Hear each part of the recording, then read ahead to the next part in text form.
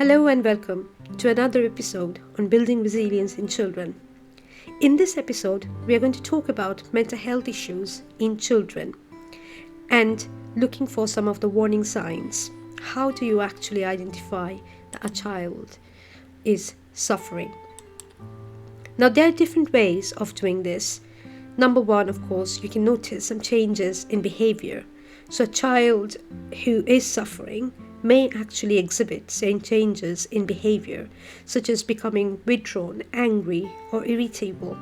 They may also start to avoid social situations or activities they previously enjoyed, like if they have liked going to swimming or they have liked going to the school all the time, but suddenly they're trying to withdraw themselves from those situations. And that's where you need to think about and have a conversation with your child to see what's going wrong. Now, sometimes it can be very short-lived, it might be one instance, and that's absolutely fine because we all go through that. However, sometimes it might actually go for a longer period of time, and that's where you need to possibly seek professional help. But before seeking professional help, it is always good to establish a conversation with your child to understand what's going wrong with them. You may also find that there are some changes in their sleep patterns. So sometimes children who are suffering may experience changes in their sleep patterns, sometimes may be anxious of going to bed on their own, or they're waking up early, or maybe they're having difficulty sleeping. Now, this might be a mental health issue, but there might be also some physical discomfort.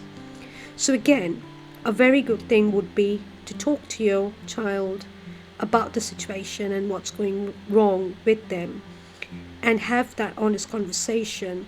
And if need be, then you can go and seek some professional help. You might also find that they're having issues with their appetite. So maybe they start to eat less or more, and of course, things that they like, they're not eating. So there might be something, again, that's a point where you should start that conversation.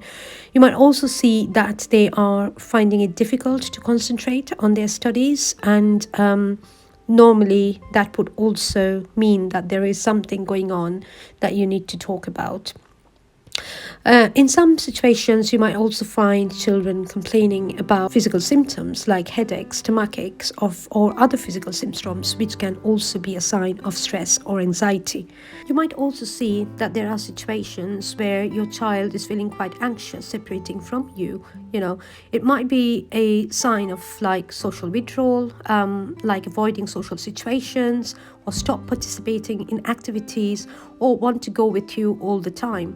And sometimes there might be also situations where they are talking about self-harm or suicidal thoughts. Again, find your time, interact, talk, and build the conversation to understand what's going on. If need be, seek professional help.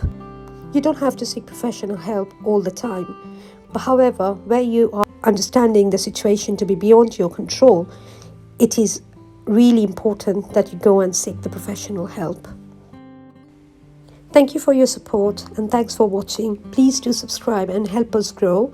We want to make more content around building resilience in children by collecting stories from the communities, from people like you. So if you're interested, please do get in touch as well. Thank you.